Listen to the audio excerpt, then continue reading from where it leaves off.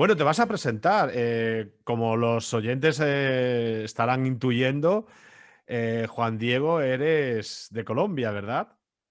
Sí, exactamente, Jorge. Yo soy bogotano, nací y crecí allí. Soy físico de la Universidad de los Andes, que es una de las universidades que tenemos allí. Es una de las mejores universidades en física de Colombia. Luego hice mi doctorado en la Universidad de Toronto, en Canadá. Y de ahí comencé a hacer investigación en Francia. Estuve en el Instituto de Astrofísica Espacial en París y en el Departamento de Astronomía de la Comisaría de Energía Atómica, pues, que es un organismo que pues, a energía nuclear, pero tiene una división de astrofísica. Y desde hace 4 años estoy aquí en Alemania, en el Instituto Max Planck de Astronomía en Heidelberg. Bueno, pues muchos oyentes se preguntarán, eh, ¿por qué Jorge está entrevistando a Juan Diego? Pues fijaros una cosa muy importante. Juan Diego y su equipo han descubierto una estructura de hidrógeno en la Vía Láctea llamada Magdalena. Primero, ¿por qué Magdalena? Pues porque es el río más largo de Colombia, Jorge. Cuando hicimos ese descubrimiento, y ya te puedo dar más detalles, Ujú. encontramos una estructura extremadamente prominente, y con prominente me refiero a fácil de ver, se ve a ojo, a pesar de que para analizar esos datos utilizamos algoritmos de aprendizaje de máquinas y de visión de máquinas, pero lo veíamos a ojo. Y era tan grande, tiene más o menos unos 3.000 años luz de longitud, y es un canal de hidrógeno muy, muy delgado, como si fuera Ujú. un río. Entonces le puse Magdalena como el río más largo de Colombia. Como el río más largo de Colombia. Bueno, pues ahora nos vas a explicar eh, en qué consistió este descubrimiento, cómo fue todo. Porque claro, yo soy un astrónomo aficionado, ¿vale? Y cuando miramos con el telescopio, pues a veces vemos cosas sorprendentes, ¿no? Hasta donde puede llegar el telescopio, nuestros telescopios de astrónomo amateur. Pero evidentemente vosotros dispondréis de otros medios, de otros sistemas de detección. Y bueno, cuéntanos esta historia de cómo fue ese momento en el cual descubristeis este filamento o este río de hidrógeno. Bueno, nosotros lo que hicimos fue utilizar ondas de radio. Las observaciones que hicimos nosotros fueron en frecuencias de radio y en una frecuencia particular que es conocida desde los años 50, que es 21 centímetros. O, bueno, en frecuencia es 1.42 gigahercios y en longitud de onda es 21 centímetros. Ujú. En esa longitud de onda está emitiendo luz el hidrógeno atómico. Entonces, el hidrógeno es el primer elemento de la tabla periódica, atómico porque no está en forma de molécula, sino está solito, están los átomos individuales, y es neutro. Es hidrógeno que todavía tiene sus electrones, es decir, no está tan caliente como para despojarse de sus electrones y volverse iónico. Entonces, por eso se le da el nombre de hidrógeno atómico. Esa luz que emite el hidrógeno ha sido observada pues, desde el 54, la primera vez que se hizo. Es una historia bien larga y bien interesante, la del hidrógeno atómico. Y lo que nosotros hicimos fue utilizar una combinación de telescopios, porque no fue solamente uno, para poder hacer las observaciones de hidrógeno atómico a la mayor resolución hecha hacia el plano de la galaxia. Nosotros cubrimos eh, básicamente 50 grados del cielo, es decir, si ustedes extienden los brazos a lo que da y luego miran hacia arriba, es más o menos la banda del cielo que observamos, Ujú. en una banda pequeñita sobre la Vía Láctea. Y para lograr esa resolución, que te estoy contando que para los astrónomos aficionados puede sonar bastante, bastante gruesa, pero pues en ondas de radio es lo mejor que podemos hacer. Fueron 40 segundos de arco la resolución de ese mapa que hicimos. La verdad es que sí. Claro, en luz visible tú sabes que la resolución depende de la longitud de onda. Ujú. Entonces, en longitud de ondas visible, de la luz visible, que es 6 órdenes de magnitud más pequeña que las ondas de radio, pues ustedes pueden alcanzar unas resoluciones que simplemente nosotros no tenemos. Pero tenemos una ventaja, y es que esa luz de 21 centímetros eh, atraviesa toda la galaxia. Nosotros podemos ver hasta el otro lado de la galaxia en esa Ujú, luz de 21 centímetros, y lo que hicimos fue hacer ese mapa del hidrógeno combinando las observaciones de 3 telescopios. Utilizamos el telescopio de 100 metros de diámetro en Green Bank, en Virginia del Oeste, en Estados Unidos, eh, y dos configuraciones de un arreglo de antenas que se llama VLA, Very Large Array, que queda en Socorro, Nuevo México. ujú. ¿Y por qué digo que son 3 telescopios y no 2? Porque resulta que esas antenas en Socorro, Nuevo México, se pueden organizar de tal manera que producen el equivalente a un telescopio de 1 kilómetro de diámetro y de 3,5 kilómetros de diámetro. Entonces, Exacto. combinamos esas 3 configuraciones, el telescopio de Green Bank y las 2 configuraciones del VLA para hacer este mapa tan detallado. Como si fuese un interferómetro, vamos. Es exactamente lo que es un interferómetro. Y de hecho, el VLA es famoso en el cine porque aparece en la película Contacto. Cuando Jodie Ujú, Foster está intentando enviar esas imágenes, aparecen dos telescopios famosos. Aparece el Observatorio de Arecibo en Puerto Rico, que ujú. desafortunadamente perdimos este año, Sí. y el VLA, que es este arreglo de antenas en Nuevo México, desde el cual ella está enviando una señal a los extraterrestres y nosotros estamos observando el hidrógeno atómico. Es curioso los radiotelescopios, porque muchos piensan que solamente sirve para emitir señales para comunicarse con civilizaciones extraterrestres.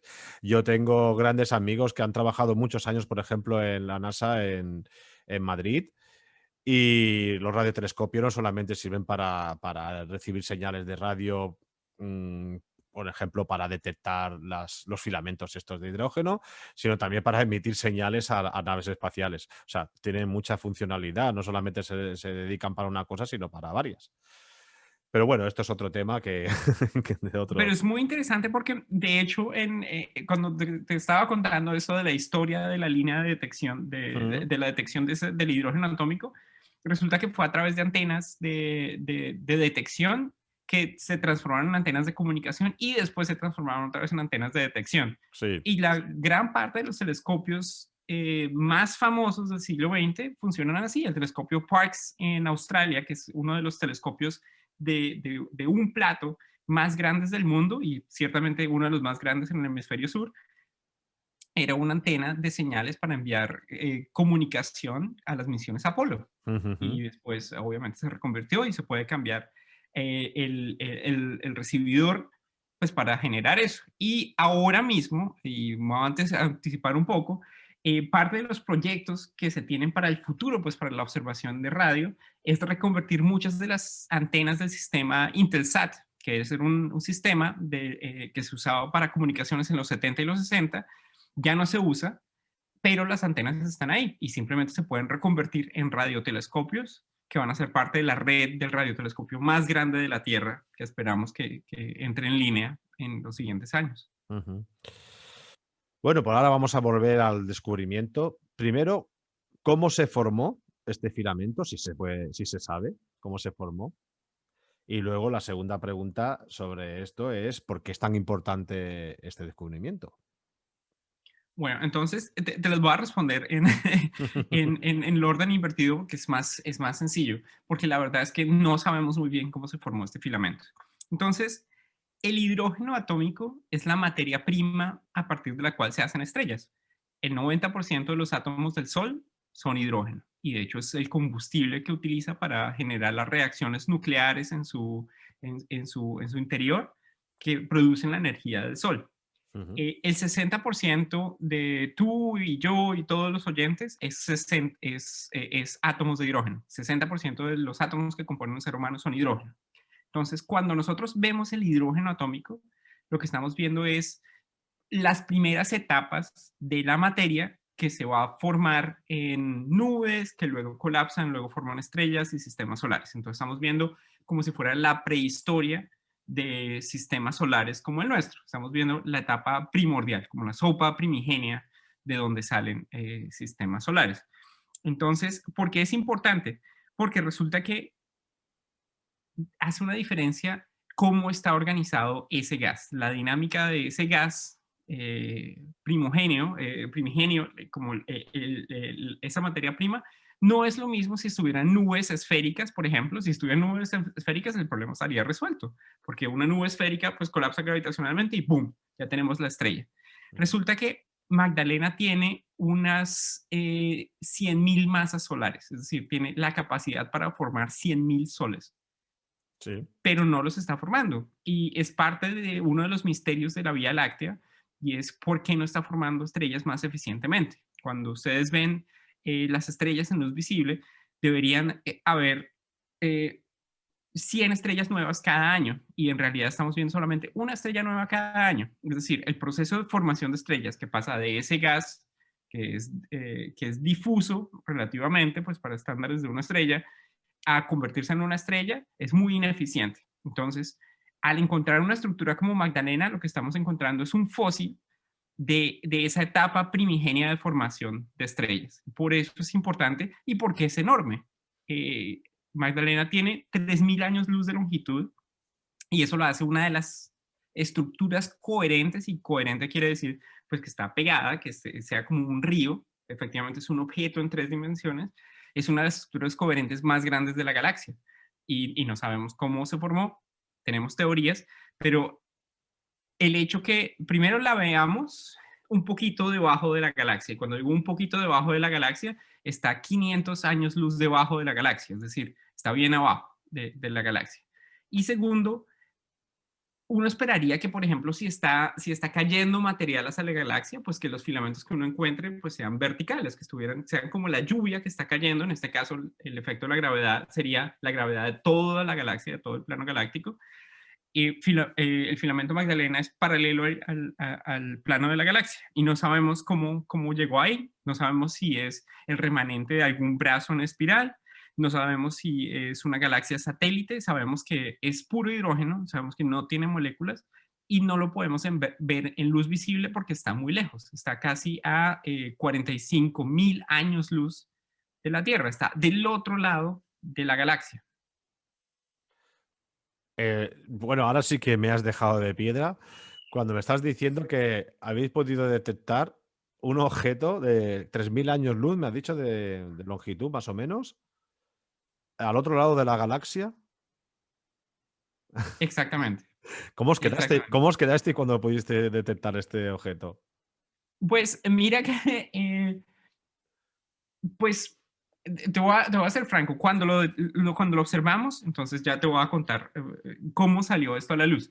Los datos que tomamos con este survey, con este sondeo del plano galáctico, son muchísimos. Tenemos un mapa que, si te pusieras a ver cada cuadradito del mapa y gastaras un segundo en cada cuadradito de ese mapa, tardarías 8 horas en ver todos los datos que recopilamos. Es decir, es un Claro. mapa enorme. Entonces, lo que nosotros usamos fue un sistema de aprendizaje de máquinas, o de machine vision, como se llama en inglés, para convertir todo en filamentos, para ver cuáles son las estructuras que parecen palitos, que parecen ríos, por decirlo así. Y hacia la posición de Magdalena, pues nos dio una señal altísima, después lo vimos a ojo, pero teníamos un precedente, sabíamos que no era un objeto que era extremadamente raro, porque resulta que desde hace muchos años los astrónomos hemos estado midiendo filamentos muy largos, no tan largos como Magdalena, mucho más pequeños, de cientos de años luz, en monóxido de carbono.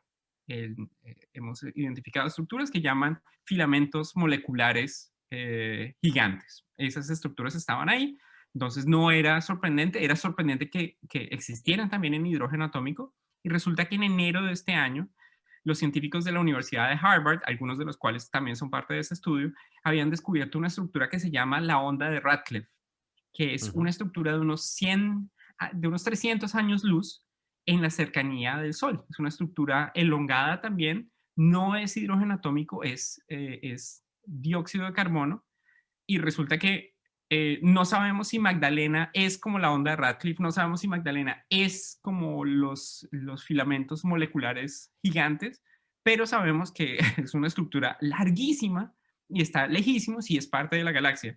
Y si tú te quedaste de piedra, pues cuando nosotros comprobamos, porque obviamente lo primero que tuvimos que hacer fue tirarle piedras a este resultado para convencernos que efectivamente no era un artefacto de los datos.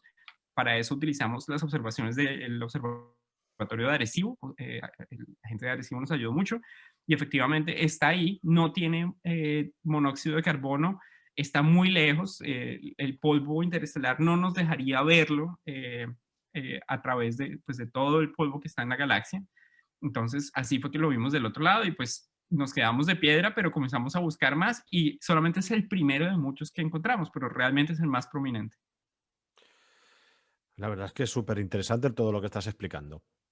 Bueno, pues ahora hay otro aspecto en el cual tú también has investigado, que es sobre la posibilidad de que la formación de las estrellas se deba a los campos magnéticos. Sí, ese es, esa era mi vida anterior. Entonces resulta Tu vida que anterior. cuando, obviamente todo está relacionado, estas eran longitudes de onda un poco más cortas, cuando trabajaba en en las longitudes de onda que se llaman submilímetro o infrarrojo lejano, es decir, unos cientos de micrones de longitud de onda. Entonces resulta que cuando yo me mudé a París, yo estaba trabajando con un observatorio espacial que se llama Planck.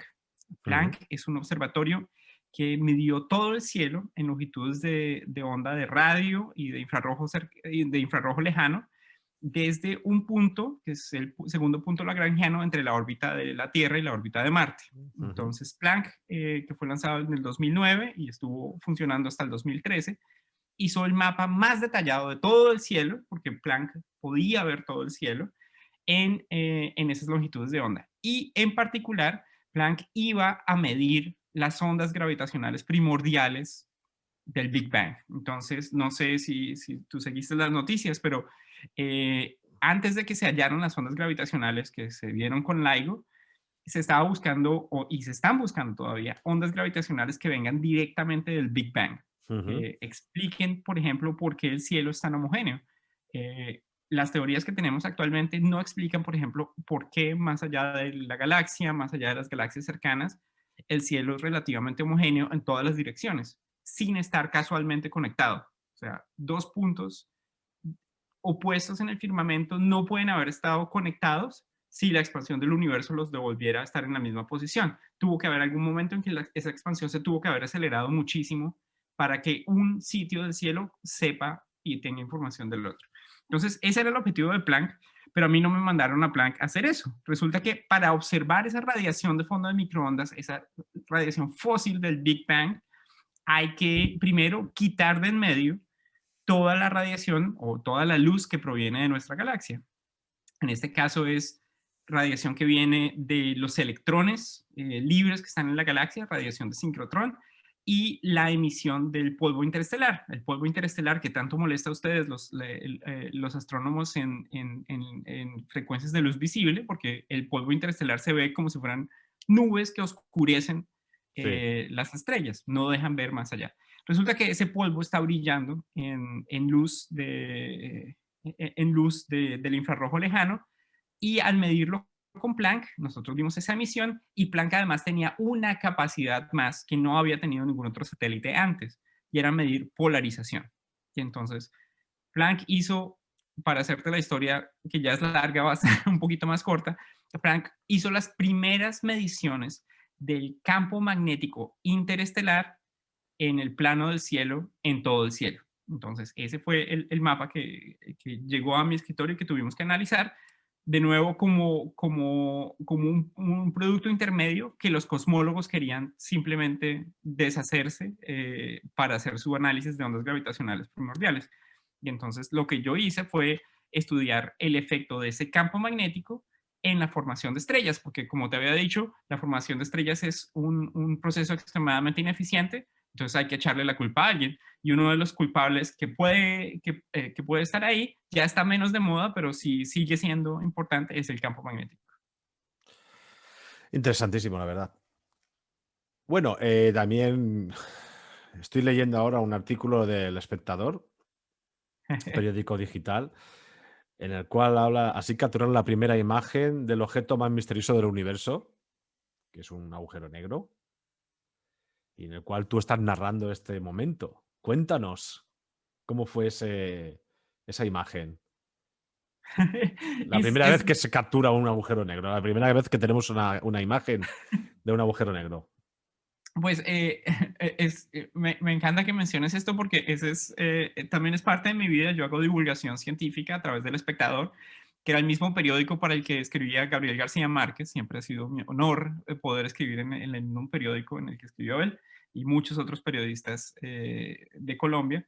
Y resulta que cuando se hizo esa imagen del primer agujero negro, que es una imagen que tuvieron que hacer coordinando telescopios en toda la Tierra, casualmente, Heiko Falke, que es uno de los directores de ese proyecto, estaba en mi instituto. Él estaba visitando y en una de esas rondas de café, cuando está todo el mundo pues departiendo, todos los astrónomos, estamos discutiendo los papers del día, las noticias, pues tuvimos básicamente la primicia de lo que se iba a anunciar, que era ese objeto que, si ustedes no se acuerdan, los oyentes, es como si fuera una dona de color anaranjado y apareció en las portadas de todos los periódicos del mundo.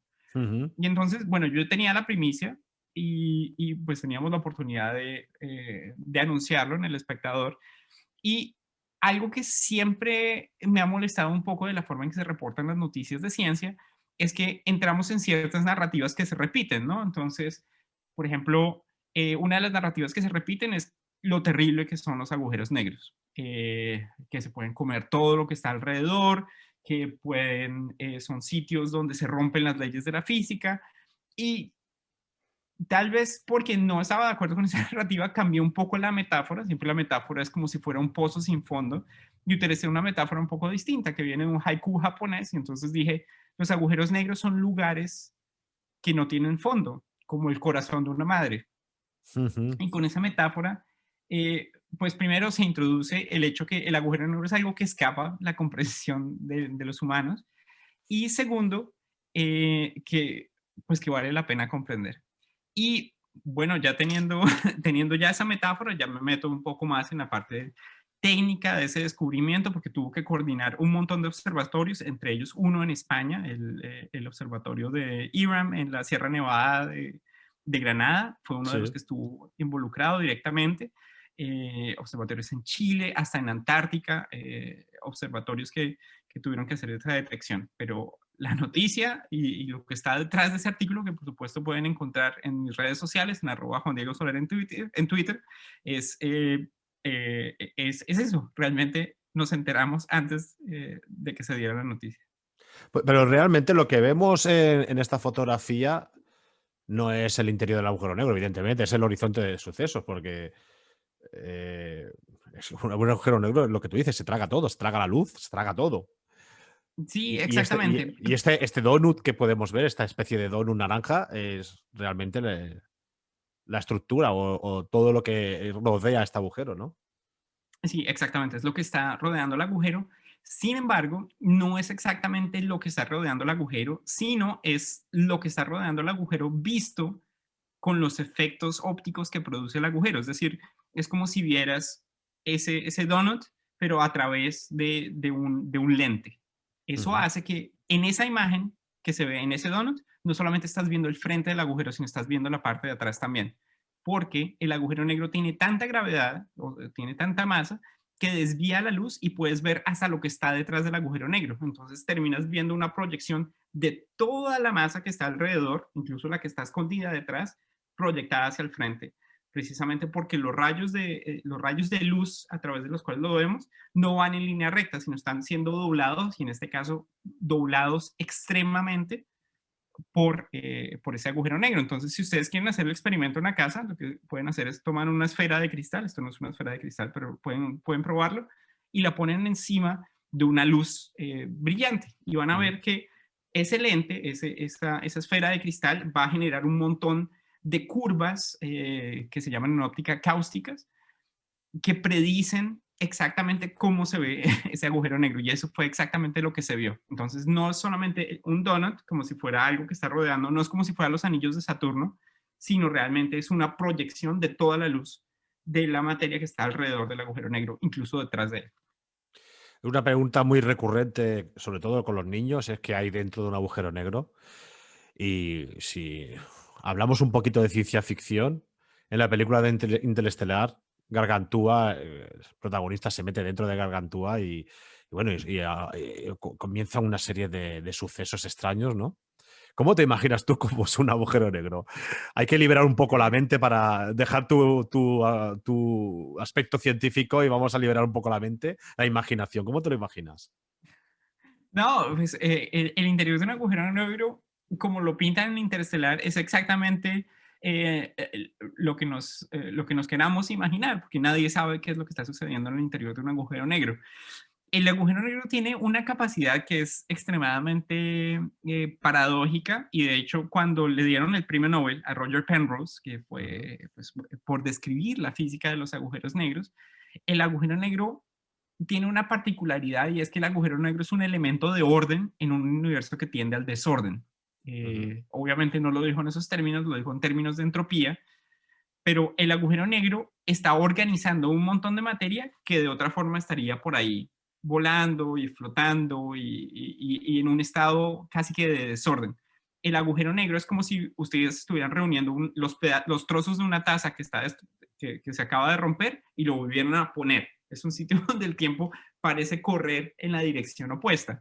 Entonces, no me imagino el agujero negro en el sentido de la ciencia ficción, aunque a mí me gustó Interestelar, tiene otros problemas, pero digamos que me gustó Interestelar en un sentido general, pero creo que no en un sentido macroscópico como lo imaginamos, no es que los humanos van a ir hacia atrás en el tiempo, porque ni siquiera habría humanos, las moléculas se disocian, los átomos quedan repartidos por todas partes en la cercanía a un agujero negro, pero sí creo que la flecha del tiempo cambia. Es uno de los sitios más interesantes del universo precisamente por eso, porque la flecha del tiempo, que para nosotros es tan clara, si ahora ustedes están viendo esta grabación y ustedes ven que tengo una taza de café y revuelvo la taza de café y en lugar de mezclar la leche con el café, la leche y el café se separan, ustedes saben que les estoy haciendo trampa, ustedes saben que estoy yendo hacia atrás en el tiempo.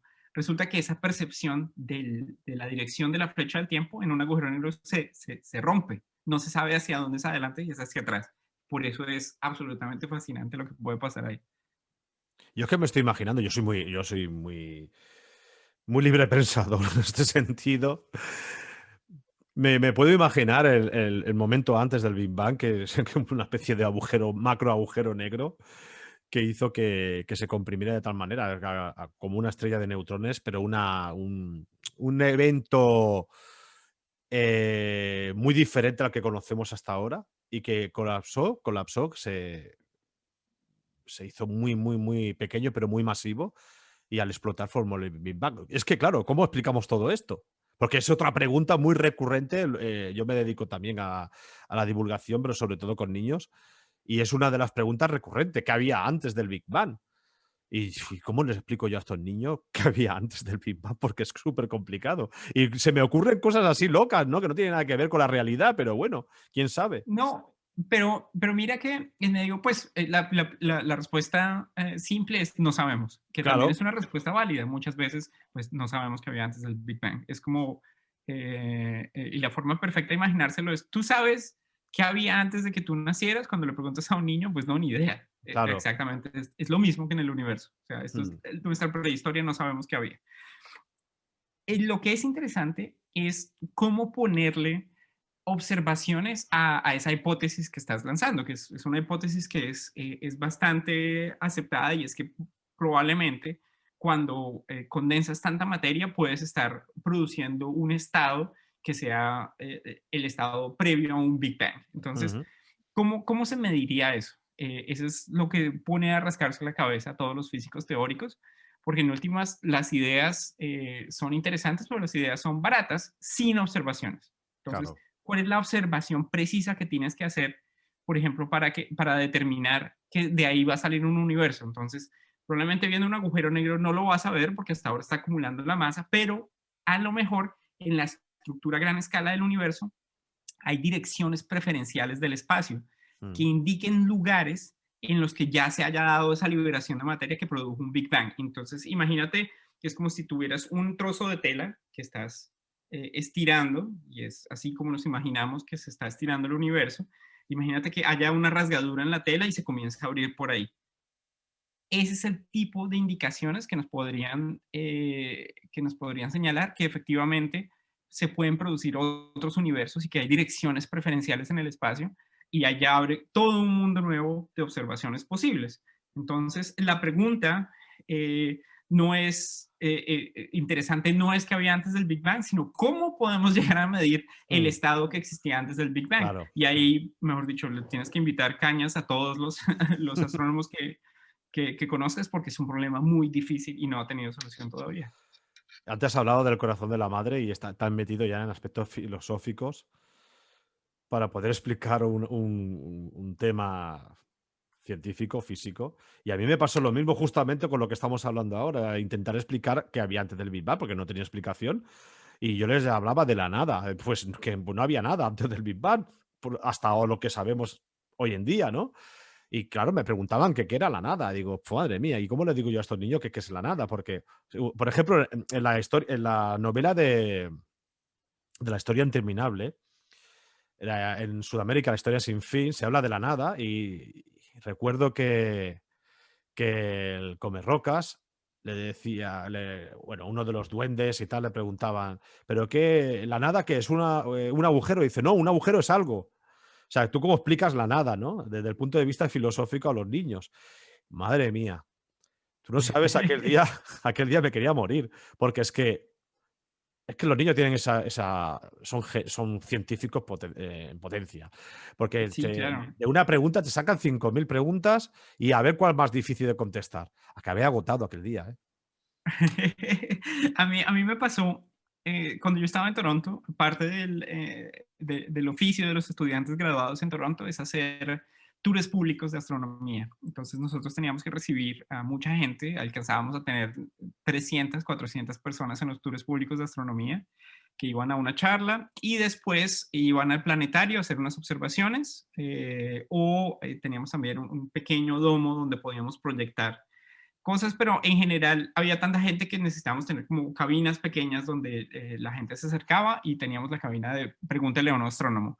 Y pues ahí se acercaban los niños y la misma experiencia que has tenido tú, pues también nos sucedió y los niños efectivamente tienen unas preguntas eh, que nos superan porque realmente son el borde del conocimiento humano que hay dentro de un agujero negro, que había antes del Big Bang. Pero entonces la mejor forma creo que es encauzar la pregunta. Y desde muy pequeños yo creo que aceptar el hecho que hay cosas que no sabemos y que estamos intentando conocer. Si le hubieras preguntado, no sé, en el siglo XIX a Michael Faraday, por ejemplo, cómo puedes producir un campo eléctrico a partir de un campo magnético, pues te hubiera dado las leyes de inducción, pero si le preguntas cómo se puede calcular la velocidad de la luz, hubiera dicho, bueno, pues no, ni idea, o sea, todavía no hemos asociado esos fenómenos. Claro. Entonces, sí, no tenemos las herramientas, pero a lo mejor ese que te está preguntando es el que las va a tener. ¿Te imaginas? Pues muchísimas gracias, Juan Diego. Ha sido un honor tenerte entre nosotros. Con tu permiso, te voy a nombrar operario de la fábrica, que eso es un cargo muy importante en el mundo de la ciencia. No, no, va en serio. A los invitados de la fábrica de la ciencia, bueno, se quedan vinculados ya con este programa. De hecho, suelen repetir, porque seguro que tú más adelante hablaremos otra vez que contactaremos contigo para que nos explique otras cosas. Y, y lo dicho, te declaro operario de la fábrica, que ha sido Pues el mayor galardón que te han ofrecido nunca. Que va, hombre, es broma. no, Jorge, muchas gracias por esa invitación y como siempre, pues es un placer hablar sobre lo que yo hago, que probablemente no es tan exótico como los agujeros negros, pero también hace parte pues de ese ciclo de preguntarse exactamente la pregunta, ¿cómo llegamos aquí? Pues es una pregunta que no tiene una solución fácil. Ujú. Mira que comenzamos a hablar de historias del gas que ni siquiera nos había importado antes. Entonces es como ese punto intermedio que muchas veces se olvida y es que sí, existen agujeros negros, existe el Big Bang, pero hay misterios dentro de nuestra galaxia que todavía no hemos resuelto y es cómo se forman las estrellas a partir del gas. Entonces, no, para mí es un honor que, pues, que me hayas invitado y por supuesto, ya me contarás cuáles son mis responsabilidades como operario de la fábrica. El otro día, hablando de jazz, el otro día estaba entrevistando a Nanda Rea, que es una experta en estrellas de neutrones y magnetares, y resulta que también es una amante del jazz y de la música barroca, de Bach, sobre todo de Bach, y es una auténtica experta. Digo, esta mujer es Einstein, que le gustaba también Einstein para poner orden a sus, a sus historias matemáticas. Cuando se saturaba, se ponía a tocar el violín y volvía otra vez a reactivarse. Buah. Es importante la música, ¿eh? En el mundo de la ciencia. Sí que lo sé, yo no soy una persona muy musical, el único intento que he hecho ha sido percusión, pero uno de mis directores de tesis es violinista también, y Ujú. de hecho su honor, a pesar de ser un científico, o sea, es una eminencia total en el medio interestelar, y todo el mundo conoce a Peter, pero uno de sus mayores honores fue haber tocado el violín en Carnegie Hall Ujú. con su orquesta. Es violinista y también es Bueno, un placer. es que las matemáticas y la música es lo mismo. O sea, es la expresión, es como poder expresar las matemáticas hacia el exterior a través de la Exactamente, música. sí, es un complemento. Bueno, y ya que me cuentas de alguien que trabaja en Magnetars, bueno, eso ya es otra tela. Pues ya algún día te presentaré a Nanda Rea, que seguro que te va a encantar. Es una astrofísica italiana que trabaja en el Instituto de Ciencias del Espacio de Cataluña, aquí en Barcelona. Y ya te la presentaré algún día. A ver si podemos coincidir en algún congreso o algo y con mucho gusto te la presentaré, que te va a encantar hablar con ella.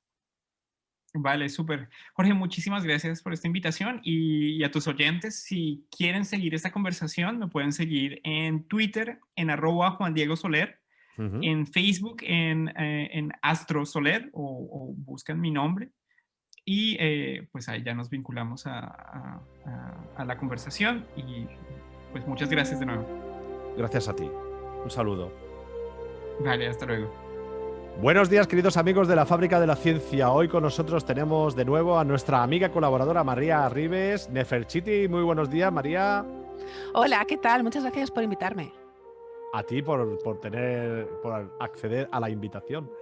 Bueno, decir que María es profesora del Centro Superior de Idiomas de la Universidad de Alicante y hoy nos vas a hablar de la denominada, bien o mal, denominada piedra de Roseta de la escritura cuneiforme, también mal llamada piedra de Istum, ¿verdad?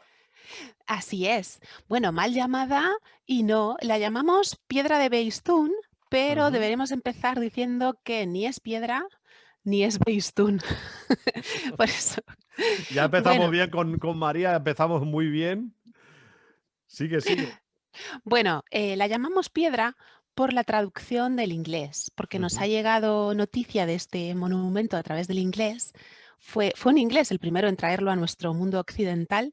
Y en inglés la llaman The Rock of Behistun, pero al llamarla así, al traducirla nosotros la roca o la piedra de Behistun, ujú. que es lo que parece que es como una piedra, que es como si fuera una estela, al estilo de la piedra de Rosetta, pero no es así. Es una montaña, es un acantilado, una montaña, una formación rocosa muy escarpada que está, pues, ¿dónde está? ¿A qué país del mundo nos vamos? Yo pienso que estará en Irak. Bueno, sí, sí. Está en la antigua ruta comercial de caravanas que iba desde Bagdad a Teherán, en la actual ciudad de Hamadán, que se llama, que es la antigua Ecbatana, que era capital de los medos. Ujú. Y está en un lugar muy inaccesible. ¿Y qué es lo que hay ahí? En esa mal llamada piedra de Beistún, que antes has dicho tú que la llamamos piedra de Rosetta, y eso está bien, porque en realidad lo que hay ahí en ese lugar son unas inscripciones, hay unos altorrelieves, hay unas figuras de Darío el Grande, que vivió en el siglo VI, antes de Cristo. Tengo aquí las fechas apuntadas, porque ya sabes que soy malísima para las fechas, me he apuntado los años para decírtelo bien. Darío el Grande, esta llamada inscripción de Behistún se data hacia el año 500 antes de Cristo, ¿vale? Entonces tenemos unos altorrelieves, Darío el Grande con 2 de sus oficiales, sometiendo a unos líderes rebeldes del imperio aqueménida. Ahora hablaremos de ellos, porque hay un personaje muy importante que es Gautama. ¿He dicho Gautama? Sí. Es Gaumata. Gautama es Buda. Bueno, está más o... me iba a decir, está más o menos cerca, ¿no? Pero bueno, más cerca que Entonces, nosotros. está Darío con 2 de sus oficiales, Ujú, con un pie está pisando a este líder rebelde y ujú, hay otra serie de reyes rebeldes de las provincias del Imperio Persa, porque la llegada al poder de Darío no fue coser y cantar, tuvo que estar sofocando revoluciones mucho tiempo. Y lo importante es que debajo de esos relieves hay unas inscripciones, hay unos textos grabados en caracteres cuneiformes. Y eso es muy importante porque hay 3 lenguas ahí anotadas con el mismo sistema de escritura. El sistema es el cuneiforme, pero las ujú, lenguas son distintas. ujú. Y está en un lugar tan inaccesible que, como te decía antes, se llama Behistún, la roca de Behistún, porque trajo la nomenclatura a un inglés, era un mayor del ejército inglés, que Ujú. fue en misión diplomática a Persia, estuvo destinado allí en 1833, y él se colgó con unas cuerdas y unas poleas como si estuviera haciendo barranquismo de este acantilado, con gran peligro para su vida, para calcar las inscripciones. Incluso hay algunas, las más inaccesibles, que él no llegaba y tuvo que pedir ayuda a un niño kurdo, que le recompensó ampliamente y fue el que se colgó para calcar todas las inscripciones. Y te decía antes que no es Behistún, lo escribimos Behistún con H intercalada, Behistun, porque fue así como nos trajo el nombre Rawlinson, que era este inglés, que luego te contaré que forma parte de lo que se llama en lingüística la Trinidad cuneiforme, Rawlinson, Hincks y Oppert. Y el nombre hoy en inglés lo llaman Behistun, the Rock of Behistun, pero los persas modernos, los hablantes modernos de la lengua, no pronuncian esa aspiración, esa H, esa velarización. Ellos dicen Besutun, que podríamos transcribir más o menos como Bisutun o Bisotun. Entonces, esa H, ¿de dónde viene, no? ¿Por qué está ahí? ¿Por qué te digo yo que no la tenemos que pronunciar? Ellos no la pronuncian. Es que hay una aldea, al pie de ese acantilado hay una pequeñita aldea que se llama así, precisamente, Besutun. Y esa H puede aparecer porque la primera mención a este nombre la encontramos en Diodoro de Sicilia, ¿vale? Ujú. Perdón, en su biblioteca histórica en el siglo I antes de Cristo, él habla del monte Bagistano. Habla de que ahí en Persia está el monte Bagistano, pero dice que fue Semíramis, nada más y nada menos que la mítica, medio fabulosa reina Semíramis, fundadora de Babilonia, la que mandó grabar su efigie ahí. Son unos señores con barba, ¿vale? Ujú. Entonces, imagínate que no tenía unos datos muy exactos. Mandó grabar su efigie y mandó grabar unas letras sirias, que llama él. Y esas letras sirias no son tal, son las inscripciones cuneiformes. Entonces, del Bagistanos puede venir esa velarización. Otra mención también es en Isidoro de Carax o Carace. Este vivió en la época de Augusto, a caballo entre el siglo I antes de Cristo y después de Cristo. Y él lo llama Baptana. Y en realidad ese topónimo viene del persa antiguo Bagastana, que significa algo así como morada de los dioses. Y todo este rollo me lleva a decirte por qué está en ese lugar tan escarpado y tan inaccesible estas inscripciones con estos relieves tan importantes, ¿no? Y es que era un lugar prácticamente sagrado.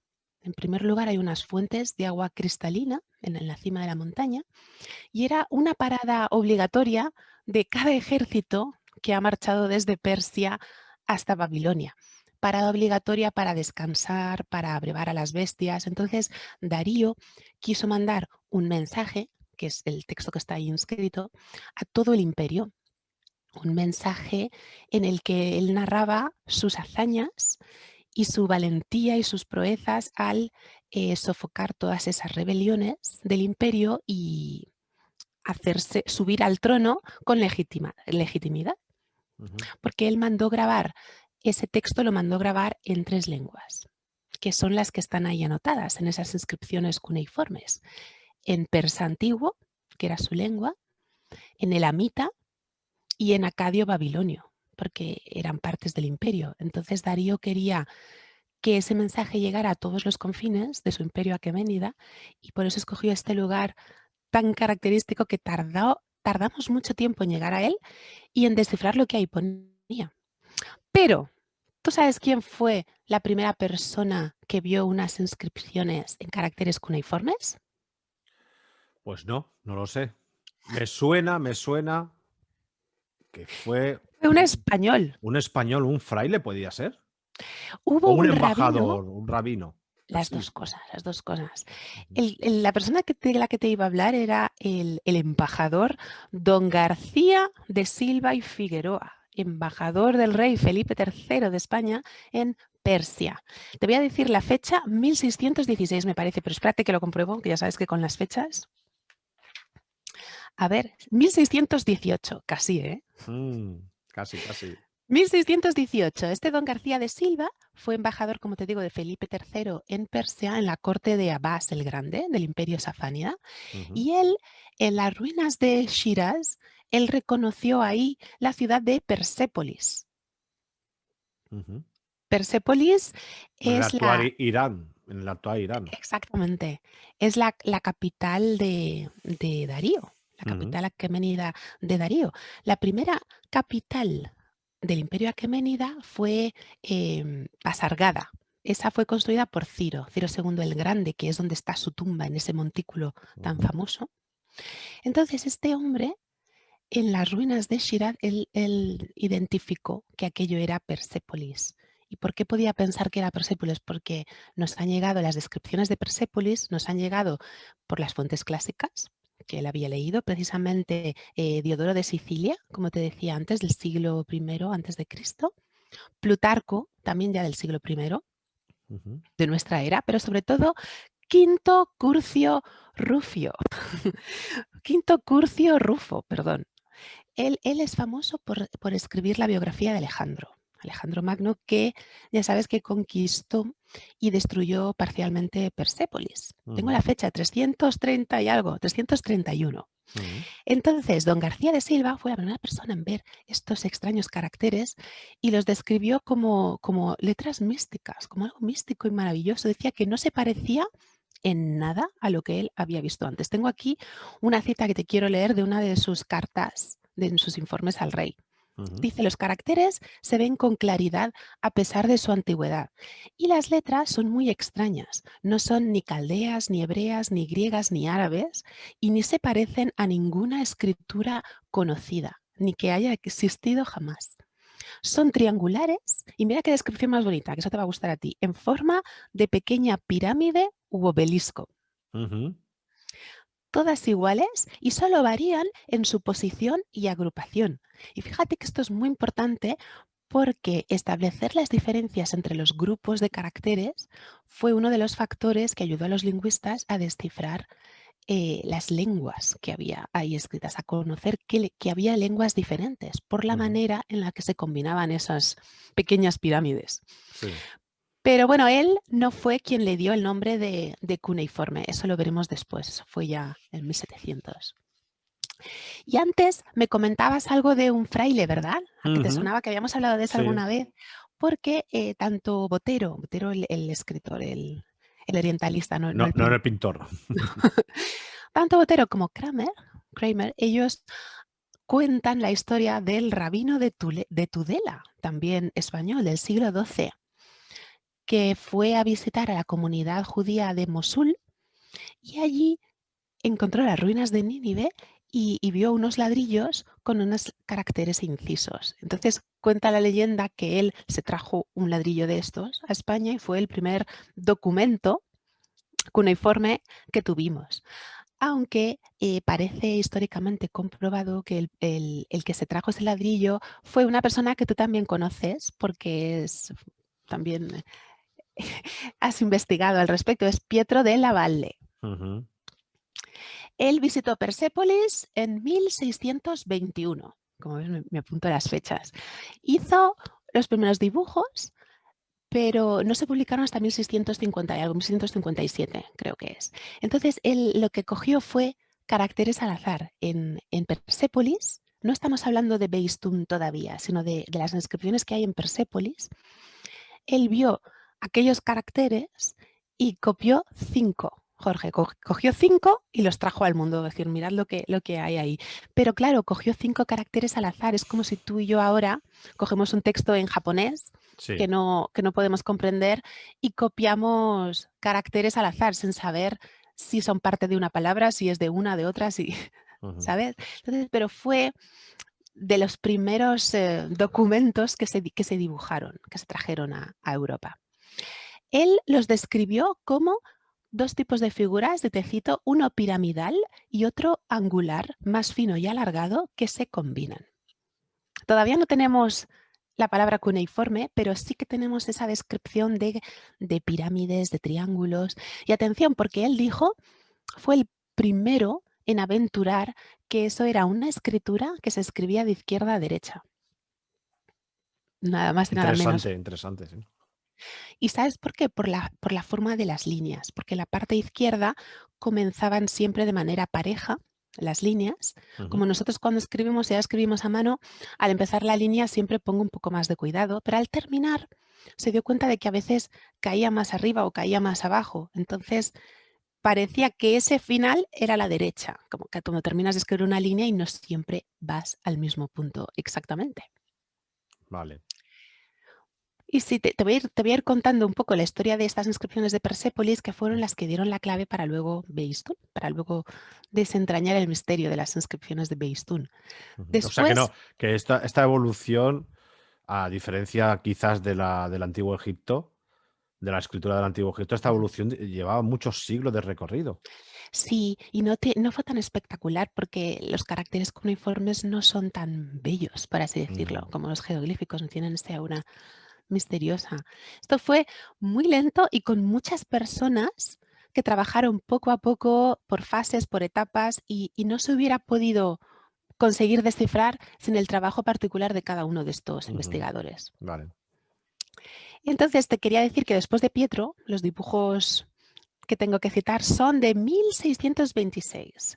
Thomas Herbert, este era un inglés, era un miembro de una expedición diplomática enviada a Persia por el rey de Inglaterra en ese momento, y él fue el que hizo las primeras ilustraciones de Persépolis. La idea esa que tenemos todos cuando vemos ilustraciones de Sí. las columnas caídas, y lo que hizo importante fue incluir todas las inscripciones, todos estos dibujitos que son medio pirámides, medio palitos finos. Ujú. Él dice que son de formas extrañas y misteriosas, parecen algo místico. Siempre tenemos esa idea de las escrituras de antiguas civilizaciones que no comprendemos, que son místicas, simbólicas, misteriosas. Y el que le dio el nombre cuneiforme fue un profesor de Oxford de 1700, se llamaba Thomas Hyde, como el doctor Jekyll. Y le llamamos en lingüística al pobre hombre Bad Teacher, porque él le dio el nombre a estos caracteres. Él fue quien acuñó el nombre cuneiforme del latín, en forma de cuña, Sí. pero él hablaba de ellas con desprecio. Él decía que eso no se trataba de una escritura, no podía tratarse de una escritura, no era más que un adorno sin pies ni cabeza, y Pues era vaya.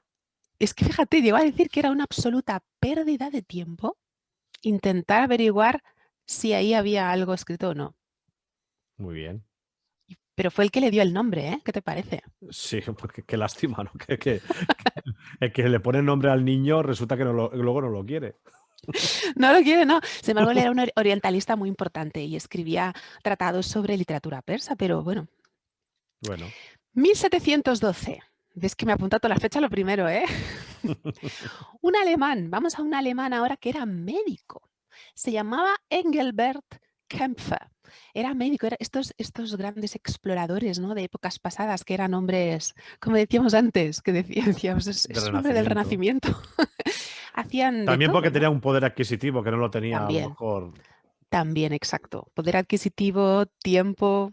Claro. Entonces, este hombre es muy importante también. Cada uno de los que te digo, te voy diciendo, esto es muy importante, pero es que él viajó a Persia en 1686, pero en 1712 publicó otros dibujos, otras ilustraciones, y esto lo recalco mucho porque, claro, no había fotos, o sea, no había manera de transmitir, no se podía hacer vídeo, no sé, no había internet. Entonces los exploradores iban calcando los dibujos, dibujándolos y así se iban transmitiendo a los demás. Y claro, si no se copiaban con exactitud lo que había ahí escrito, el desciframiento era imposible. Porque como te decía antes, de copiar caracteres en escritura japonesa que no Ujú. entendemos y no le damos importancia a este trazo, que lo dejamos aquí o lo dejamos allá y luego es fundamental. Entonces, cada Sí. uno de estos exploradores iba copiando dibujos, añadiendo más inscripciones al corpus y cada vez que lo hacían de manera más exacta, facilitaba el poder investigarlo. Y él nos dice que una cosa muy importante, que me estoy repitiendo todo el rato, es que él dijo que no solamente había una escritura ahí, sino tres. ¿Qué te parece? Él fue el primero en darse cuenta y tú si lo ves, Perdona que te corte, pero eso ya me recuerda a algo, que era la piedra de Rosetta. eso es. Es que él se dio cuenta de que los signos, aunque eran iguales, el problema de estas inscripciones es que son los mismos signos, son cuneiformes. Es como si nosotros usamos nuestro alfabeto, ¿vale? El alfabeto occidental, y yo escribo tres textos, escribo uno arriba en inglés, otro Ujú, a la derecha en alemán y otro abajo en español. Tú los puedes leer todos, no sabes lo que pone, pero son las mismas letras. ujú. Entonces, una persona que no conozca ningún idioma puede pensar que es lo mismo. Es un poco exagerado el ejemplo, pero Sí. eran el mismo tipo de signos. No había signos diferentes ni letras diferentes, pero este hombre, al verlos, se dio cuenta de una cosa que nos podemos dar cuenta si los vemos. Si tú miras la foto ahora, ves que los signos se agrupan de manera distinta en las diferentes columnas. Después te voy a hacer una descripción de las Sí. inscripciones para que veamos qué lengua hay en cada una, pero se ve que cuando se cambia la lengua, aunque son los mismos pequeñas pirámides, como decían ellos, y palitos finos, aunque son los mismos signos, la manera que tienen de agruparse es distinta. A veces ves una combinación que se repite mucho en una columna y en otra no. Entonces fue la primera persona en aventurar la hipótesis de que ahí había más de una escritura, que estaban anotando diferentes lenguas. Y Ujú. esto es una visión importantísima. También hizo dibujos, también contribuyó al corpus. Y ahora llegamos a 1772, a otra persona que también vas a conocer, porque también anduvo copiando jeroglíficos, Carsten Niebuhr, un Ujú. danés, otro explorador, viajero, que también, como te decía, estudió los jeroglíficos egipcios. Él Sí. fue fundamental en el desciframiento del cuneiforme. El desciframiento del cuneiforme empieza a partir de 1800, pero fue gracias al trabajo de Niebuhr. Todo se basa en él.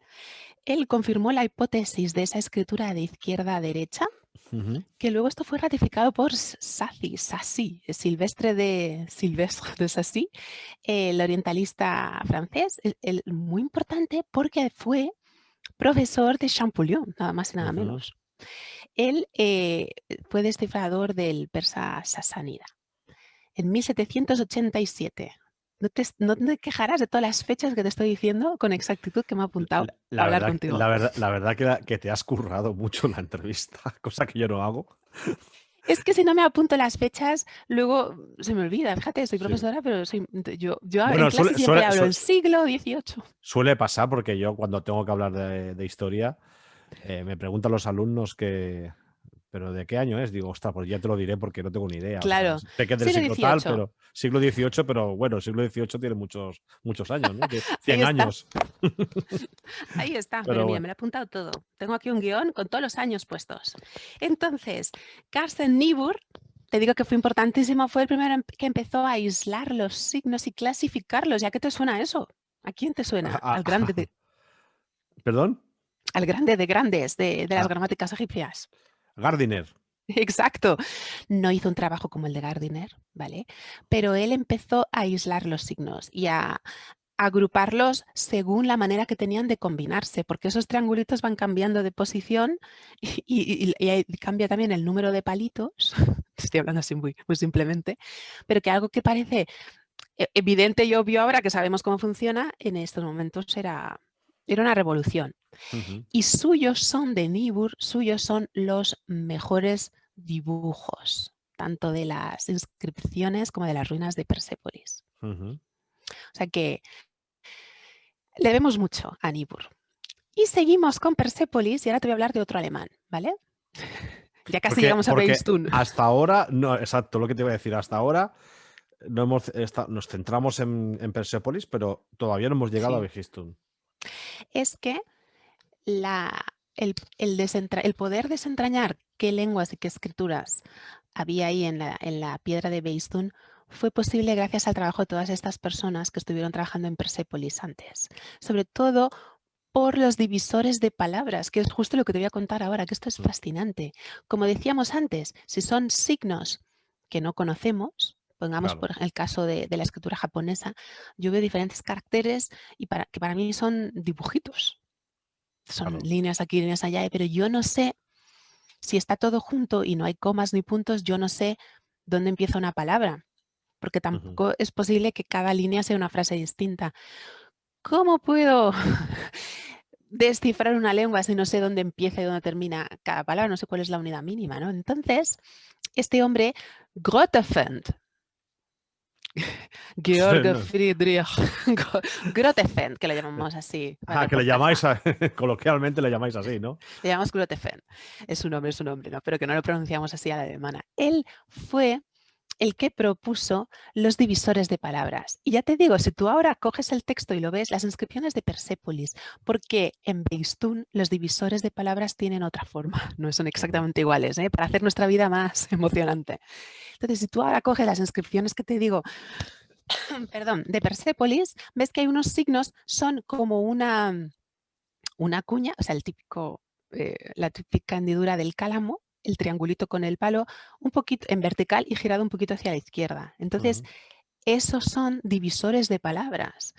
Fundamental porque entre cada uno de estos signos hay una palabra. ¿Qué pasó? Que Grotefend se le ha denostado mucho porque descubrió cosas muy importantes, pero se equivocó porque él vio que había muchísimos signos entre cada uno de estos divisores y pensó, pues esto es una escritura alfabética. Mm. Cada signo corresponde a un sonido y no es así. Este persa cuneiforme es una combinación, ¿vale? Como nos suele pasar, de silábico y alfabético. Pero gracias a que él describió estos divisores de palabras, pudo encontrar los nombres de los reyes, porque los nombres de los reyes, como en muchos cartuchos egipcios, están escritos de manera fonética, de manera Ujú. alfabética. Entonces, él es el encargado de darnos esta fórmula, la fórmula de la introducción de reyes, que es el nombre, fulanito, rey, rey de reyes, Shah en persa, rey de reyes, gran rey, hijo de, y ahí viene el nombre del otro rey. Esta fórmula se conocía por las inscripciones sasánidas, ¿vale? Que Ujú. ese es el persa Palevi. Tengo aquí la fecha. Espero que aprecies todos mis apuntes de fecha. Imperio Sí, Sasánida. claro que sí. Persa Palevi, el Sar de Persia Palevi. Sí, sí, O sea sí, que es es el nombre de una dinastía. Sí, Exacto. Jo. sí. No, Estos para son que luego que digan quién se le ocurre decir que la historia no es interesante. ¿Qué te parece? Encontramos referencias en todas partes, ¿eh? Claro. Imperio Sasánida, 226-651 de nuestra era ya. Este fue el segundo gran imperio persa. Mm. El último el último gran imperio iranio antes de la conquista islámica de Persia. Sí. Entonces, estas inscripciones sasánidas, que como ves son de época posterior, están escritas en caracteres arameos, entonces se podían leer. Y Grotefend, sabiendo que los reyes se presentaban así, Darío, rey de reyes, hijo de... Entonces, él se puso a buscar los nombres de los reyes. Darío, Jerjes, el padre de Darío era Histaspes, Darío no era hijo de Ciro, ¿vale? Ujú. No era hijo de Ciro II el Grande, que ese fue el conquistador de Babilonia. Ciro era de origen medo, Darío es de los aqueménidas. Darío se hacía descender a él mismo del rey un poco legendario y epónimo Aquemenes. Qué bien, sí. Entonces, estas inscripciones, vamos a buscar los nombres de los reyes, los nombres propios, que también fue un poco lo que nos dio Champollion, lo que nos dio los jeroglíficos, el encontrar los nombres Sí, que propios de personas. a raíz de descifrar los nombres de los reyes que aparecen en la piedra de Rosetta, ya pudo estirar del hilo y poco a poco descifrar el resto, claro. Exacto. Y esto de esta importancia de encontrar nombres propios ya lo había destacado nada más y nada menos que Leibniz, el filósofo y matemático, cuando se estaban descifrando las escrituras de Palmira. Sí. La importancia de encontrar nombres propios que sabemos cómo son, a partir de ahí podemos asignar valores a los demás signos. Ujú. Pero problema, porque nosotros lo llamamos Darío, Jerjes, Ciro, ¿vale? Eso en español, pero tú imagínate lo que ha llovido desde cómo dirían ellos Jerjes hasta que yo diga Jerjes en español, porque además nosotros decimos Jerjes por la transcripción del griego. Pero Sí. en persa antiguo, Jerjes es, te voy a decir, no te rías. Ya me estoy riendo. Hash- Ya me estoy ya riendo te antes de. Hashaya-jershah. Y de ahí, Así tal cual, ¿no? así tal cual. Y de ahí imagínate un griego transcribiendo y de ahí Jerjes es un nombre que tiene Shah, que es rey, y Hashayar, que es héroe, es como rey de héroes. Ujú. Entonces, claro, este hombre dijo, era lingüista y dijo, no puedo pretender encontrar la forma moderna de estos nombres. ¿Qué hizo? Se fue al avéstico, que es una lengua emparentada. Ujú. También sabía un poco de sánscrito y fue buscando, como reconstruyendo hacia atrás y consiguió encontrar, pero ¿sabes cómo lo hizo? Un trabajo muy arduo. Se puso a ver todos los signos. Imagínate que son dibujitos que no significan nada para mí, pero sé dónde hay una palabra por los divisores de palabras. Entonces busco qué palabras se puedan repetir de manera que puedan estar dentro de esta fórmula de rey tal, hijo de tal. O sea, es un trabajazo. No sé si explico bien la Sí, envergadura de lo sí, que sí, es sí, ir sí. buscando cómo coinciden. Entonces él vio que coincidía 3 veces. Dice, este es padre de alguien. Y fue, como te digo, ayudándose de las otras lenguas emparentadas, sacando los caracteres y sacó el nombre de Darío, que es Dariush, Dayarabush. No te rías de mis persas. Que significa... Menos mal que no me río de tus persas, porque que tú estudias estas lenguas, imagínate yo que. Yo tengo que decir ya Bueno, Bush y bueno, me puedo estar 3 días. bueno, Dariush en persa Bueno, eso, moderno, Darius Dariush. aún. Darius.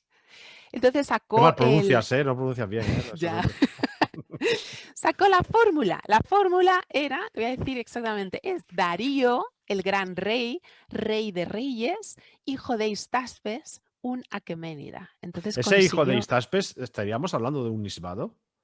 ¿Un adjetivo Bueno, nisbado? no es lo O mismo que no lo egipcio. mismo? No es lo Vale, mismo, no hay sustantivos nisbes aquí, pero porque el persa es una lengua indoeuropea, es vale. indoirania, de la rama occidental de la familia irania, pero te veo que estás puesto ya en modo descifrar lengua antigua, buscando estructuras antiguas, pero no hay nisbes aquí. Recordar que el castellano conserva esa partícula del Sí, nisbe cierto, en iraní, por ejemplo, hijo de Irán. iraní, exacto, y en baladí de balad, ¿no? Que creo, si no me equivoco es campo en árabe, entonces sería como algo de campo, algo A diferencia, por de ejemplo, del cada catalán, día. que es iranía y ese IA es del latín.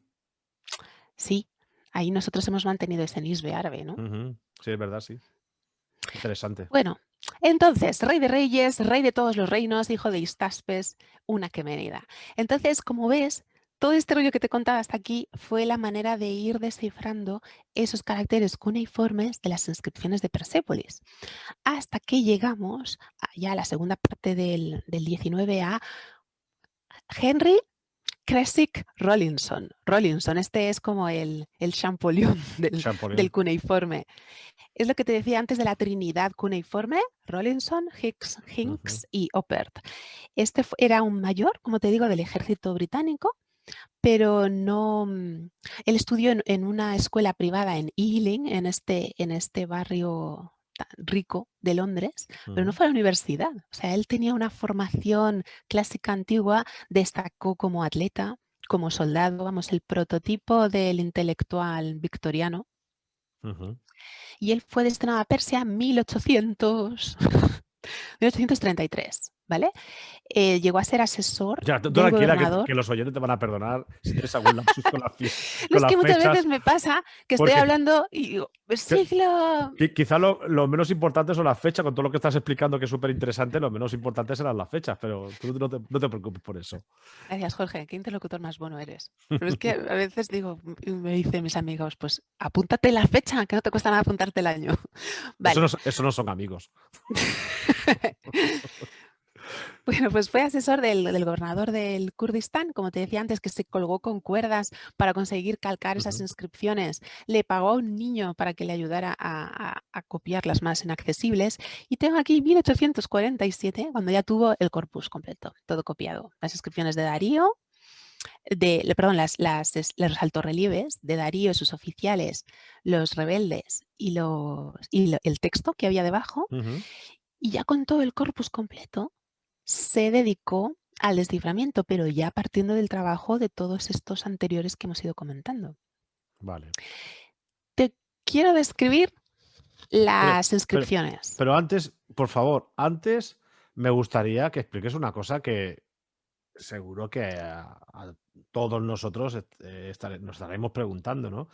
Hasta ahora has estado hablando de toda la evolución hasta llegar a poder descifrar la escritura a través de esta piedra. Pero esta piedra, pese a que los nativos sí que la conocían, ¿se sabe de cuándo se redescubrió por parte de expedicionarios occidentales? Pues el primer documento que tenemos es de Rawlinson. ¿De Rolling Stone? No cabe duda de que lo verían antiguamente, pero Ujú. Rawlinson fue el primero en traer las noticias a Europa, en decir esto hay que trabajarlo, esto es importante, es donde está esta pequeña aldea que llamamos Bisotun. Ujú. Ya te digo que Teodoro de Sicilia ya lo nombraba en su biblioteca histórica, pero no sé si realmente llegó a ir allí o se Bueno, lo habían contado. mira, casualmente el otro día estábamos hablando con un experto en el mundo de los tartesos y también de las fuentes que en la antigüedad que hablaban de Tartesis. Claro, Y bueno, estábamos hablando de Herodoto. Herodoto nunca sí, fue a, ya, a lo que es actualmente Cádiz, Sevilla y Huelva. Él ya, todo era de oída. Entonces, imagínate la transmisión oral de leyendas, de mitos claro. y de historias, cómo podía llegar a oídos de estos, vamos a llamar cronistas de su momento, porque historiadores. Exactamente, no sabemos hasta qué punto nos podemos fiar. Entonces, Exacto. incluso aunque era conocida desde la antigüedad, fue este hombre el que nos enfatizó la importancia de que Ujú. había que trabajar ahí, había que descifrar eso, Ujú. porque hay unos textos, esos caracteres cuneiformes son varias columnas, entonces ahí hay más de una lengua. O sea, él ya se había propuesto en Persépolis y él dijo que aquí se veía más claramente aún. Si tienes una foto ahí, ves que hay columnas justo debajo de los relieves, debajo de las Sí. figuras. Hay 5 columnas en cuneiforme. Está todo en cuneiforme. Esa es la cosa que como no son signos distintos, a Ujú. primera vista no parecen diferentes lenguas. Claro. Entonces hay 5 columnas que están en persa, en el persa antiguo, que es la lengua materna de Darío. Ujú. A la izquierda de esas inscripciones persas hay 3 columnas que están en elamita. Sí, Elamita, sí. el Elam, Sí, sí. una provincia del Imperio Persa, también había sido ya conquistada por los asirios. La capital es Susa. Por eso habrás oído muchas veces hablar de la lengua susiana, Ujú. que se llama así al elamita. Y es una elamita cuneiforme que se usaba a partir del siglo XIII, ya te estoy diciendo siglo XIII antes de Cristo, porque la lengua elamita se nos ha transmitido a través de escrituras diferentes. Y te cuento esto porque hay una noticia de actualidad. Justo en noviembre pasado, noviembre de Ujú. 2020, salió una nota de prensa de un arqueólogo franco-iraní, François Dessay, que afirma que ha descifrado el elamita lineal. Porque el elamita, este elamita que está en Beistún es cuneiforme, pero hay dos escrituras antes, el lineal, tercer milenio antes de Cristo, y antes hay unos jeroglíficos que llamamos protoelamita. Lo llamamos protoelamita, ya sabes que nos gusta mucho decir proto, ¿no? En lingüística, proto cosas, porque es una escritura que se ha encontrado justo en esta zona donde está la civilización, la cultura del Am. No sabemos realmente qué lengua hay ahí. Se piensa que es una forma antigua de elamita, pero tampoco se ha podido descifrar a día de hoy hasta que ha salido esta noticia de este arqueólogo que te digo, pero no ha publicado el artículo con los resultados. O sea, ha salido solo el anuncio que afirma que ha descifrado estas escrituras y que puede leer todo el corpus de esta lengua. Ujú. Él dice que se ha basado en unas vasijas de plata, gunagi, ¿vale? Pero no lo ha publicado, entonces solo está el anuncio. Y hasta que no tengamos el artículo con los datos y los resultados no podremos decir realmente es un desciframiento o no. Pero vamos, el elamita está solo en el mundo. Es una de estas lenguas de filiación desconocida. No tiene familia, no tiene hermanas, lenguas hermanas ni madres. Está como el vasco Ujú. o el sumerio. Sí, sí. Y a la izquierda, perdón, encima de esa inscripción el elamita está debajo de las figuras las columnas persas, a la izquierda del persa está el elamita y encima del elamita hay una columna que eso está en acadio babilonio. Ya nos acercamos ahí a mi tierra. Aunque bueno, el babilonio es una lengua semita, es uno de los dialectos en los que se fragmentó el acadio del primer imperio semita de Sargón el Grande. Ujú. Entonces el acadio se fragmentó en el asirio del norte y el babilonio al sur. Y es una lengua semita. Y esto quédate con ello porque te va a hacer una cosa muy importante a la hora del desciframiento. Bueno, el caso es que te voy a contar una cosa y es que no sabemos realmente cómo llegó Rawlinson a descifrar toda la lengua persa porque hay mucho secretismo. Había mucha rivalidad entre lingüistas y exploradores porque era una cosa ya no vox populi, pero en la que estaba trabajando mucha gente y tenía mucho secretismo como para que no me copiara otro, ¿no? Porque no sea que publique antes los resultados y me quite a mí el protagonismo. Entonces no sabemos realmente cómo lo hizo, pero habría que mencionar a Hinks y Oppert, que te decía que son los de la Trinidad, y también a otro lingüista de Bonn. Se llama Lassen, Christian Lassen, de la Universidad de Bonn. Y él es muy importante porque él fue el primero que se dio cuenta de cómo cambiaban los signos cuneiformes, las consonantes, cuando se combinaban con vocales. Y esto es fundamental y se relaciona con lo de que el babilonio es una lengua semítica, porque... Eh, eh, María, me vas a matar. Tenemos Claro, que parar. es que claro, con todo Vale, vale. estos cortes, no, te explico. Es que Yolanda tiene esta tarde un curso. Tiene Vale, pero no queda nada, quedan 2 minutos, termino ya, ¿vale? 2 minutos y queda Sí, todavía sí. un montón de preguntas aquí. Ah, ¿Qué vale, va, qué vale. va? Vale, Termino vale. ya, lo dejamos ahí. Vale, perfecto. Pues sigue, perdona, Termino perdona. ya y me emplazas a otro día si quieres, ¿vale? Venga, vamos a Sí, si puede terminar. ser mañana, mejor. Pues no, termino todo No, ya, no. el programa. Terminamos ya el Hoy, programa. hoy acabas. 2 minutos de que el programa queda. Claro, claro. ¿Cuánto Ah, tiempo vale. llevamos? Sí. Es que llevamos casi una hora. Claro, pues ya termino. Vale, Venga. perfecto, no, tranquila. Espérate, que estábamos de base. Ah, las consonantes, ¿vale? Christian Larsen, sí.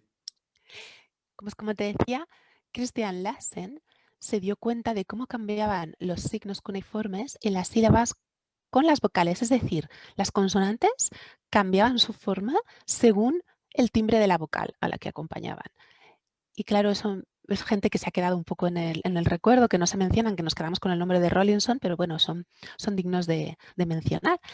¿Y por qué te digo que esto es importante? Porque el babilonio, que viene el acadio, es una lengua semítica y las lenguas semíticas no anotan las vocales. Ujú. Son lenguas de raíces consonánticas, las raíces trilíteras. El ejemplo que se da siempre en clase de lingüística para explicar esto es la KTB, ¿vale? Del árabe. Pues, se escribe KTB, bueno, el sonido, solamente esas 3 consonantes y no se escriben las vocales, pero yo las voy poniendo. El hablante las vocaliza. Si digo kitab es libro, kutub es libro en plural, luego katib es escritor, es decir, todas esas combinaciones, la palabra que tiene KTB siempre va a ser algo relacionado con escribir. Ujú. Porque las vocales no son importantes. Sin embargo, en español, si yo escribo solo KS, el sonido K y S, puede ser casa, queso, quiso, cosa, caso. Ujú. Sin la vocal no es posible leer eso. Entonces, aquí entra en juego Oppert, un lingüista brillante. Él dijo, vamos a ver, ¿por qué hay en esta escritura, por qué hay tanta variedad de signos para mostrar cómo cambian las vocales? Porque según el timbre de la vocal se altera la consonante, cambia el signo. Y dijo, si el babilonio es una lengua semítica, ¿cómo es posible que la escritura le dé tanta importancia a las vocales? Porque había sílabas abiertas de consonante más vocal. Y él en un momento de visión brillante dijo, es que a ver si esta escritura no la ha inventado esta gente. Esta lengua semita Ujú. ha tomado un sistema de escritura de otro pueblo, otra civilización que existió antes para anotar su lengua, pero no es lógico que si yo tengo una lengua de raíces consonánticas en las que las vocales no son importantes, configure un sistema de escritura donde se marcan las vocales. Y hubo una civilización que precedió a Babilonia en Mesopotamia. ¿Y aquí en eso vamos a hablar de mi pueblo? Ya voy a acabar hablando de mi gente, porque se iban encontrando mientras tanto pues, tablillas, se van aprendiendo tablillas de arcilla. Otro día, si quieres, te cuento cómo a principios del siglo XX el gran Leonard Woolley excavó Ur y Uruk, ¿vale? Y se van encontrando Yo creía que habían estado los alicantinos por allí. los alicantinos. O dice tu pueblo. ¡Ah! Mi pueblo sumerio, que todo empieza en Sumerio, Sumer. sí. Todo empieza en Sumer, ya sabes. Siempre que hablo de Sumer se lo dedico a mi madre, que fue la que me dio el primer libro sobre Sumeria cuando Qué era bien. pequeña. Bueno, entonces, Oppert, este hombre brillante que dijo esta escritura no la ha inventado este pueblo semita, hizo un anuncio que es emocionante y fundamental mira, tengo hasta el día, 17 de febrero de 1869, en la Sociedad Francesa de Numismática y Arqueología. Dijo que había traducido una tablilla cuneiforme, ¿vale? Donde la titulatura real era rey de Akkad y de Sumer. ¡Chan, chan! Ujú. Era mención a Sumer y a partir de ahí dijo, hay que buscar qué es Sumer, qué es esta civilización y quiénes eran estas gentes. Entonces, a partir de las inscripciones de la piedra de Beistún, donde pudimos leer el persa antiguo, el elamita y el babilonio, a partir de la piedra de Beistún, fíjate si es importante, conocimos a la civilización sumeria. Ujú. Porque antes los arqueólogos que excavaban en Mesopotamia no buscaban sumerios, no sabíamos que existían, se buscaban asirios, Claro. que era lo que venía en las fuentes hebreas y griegas. Así que por todo eso te quería hablar yo de la piedra de Beistún, porque llegamos a Sumer, que es cuando te digo mi pueblo. Y te invito a un siguiente programa para hablar de tus De mi pueblo. antepasados sumerios. Pues sí. Bueno, creo que ya vamos de tiempo, ¿no? Ya tenemos ¿Sabes que hace poco tuvimos a una astrofísica, Nanda Rea, italiana? La tuvimos aquí en la Guau, Fábrica de la Ciencia, ascendente de persas. no me digas. Me Mm, hubiera encantado conocerla. Pues ya te la presentaré algún día. Me encantaría. Es una bellísima persona, muy, muy inteligente y es bueno, una crack. Pues muchas gracias. La Pero próxima entrevista, aparte de me la presentes, la próxima entrevista te la hago yo a ti sobre el predinástico egipcio. Ahí lo dejo. no, todavía no. Quiero que me sigas hablando de la piedra Beistún, porque, por ejemplo, no me has dicho que lo que pone los textos, pero lo tendremos que dejar para otro Vale, programa porque se nos ha comido el tiempo. muy bien. Y claro, evidentemente, hacer un análisis total de la piedra, aparece una serie de personajes, aparece el rey, aparece... Y Ahura Mazda arriba en el cielo, que no lo hemos dicho. Mira, Entre nubes. hago esto porque la batería de la cámara se me está agotando. Muchísimas gracias, María. Es un enorme placer tenerte con nosotros en la Fábrica de la Ciencia y te enviamos muchos besitos. Muchas gracias a ti, Jorge, es un placer. Gracias por invitarme. Y la siguiente entrevista, si quieres, hablamos de predinástico egipcio. Muchas gracias. Muy bien, gracias, un abrazo.